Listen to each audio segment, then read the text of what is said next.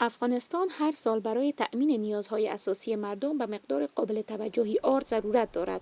برآوردها نشان می‌دهد که مصرف سالانه آرد در کشور به حدود 6 میلیون تن می‌رسد، اما بخش قابل ملاحظه‌ای از این نیاز از تولیدات داخلی تأمین نمی‌شود. در حال حاضر نزدیک به 2.5 میلیون تن آرد از بیرون کشور وارد می‌گردد.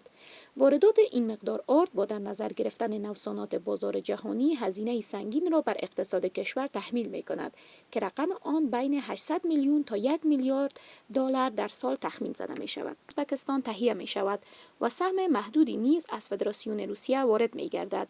کارشناسان اقتصادی می گویند کاهش تولید داخلی گندم، کمبود زمینهای آبی، مشکلات تکنیکی در زراعت و همچنان هزینه‌های بلند انتقال و ترانزیت از عوامل عمده‌ای هستند که باعث افزایش قیمت آرد در بازارهای داخلی شد. در همین حال دولت افغانستان تلاش دارد با کاهش تعرفه‌های گمرکی بر واردات گندم و فراهمسازی تسهیلات برای کارخانه‌های آرد داخلی وابستگی به واردات را کاهش داده و از خروج ارز جلوگیری کند.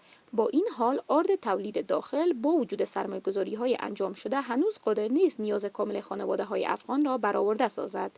آگاهان امور زراعتی و اقتصادی تأکید می‌کنند که چالش‌های اقلیمی، ضعف زیرساخت‌های زراعتی، کمبود آب و نارسایی‌های تکنیکی در فرآیند تولید از مهمترین موانعی هستند که مانع خودکفایی افغانستان در بخش گندم و آرد شده‌اند.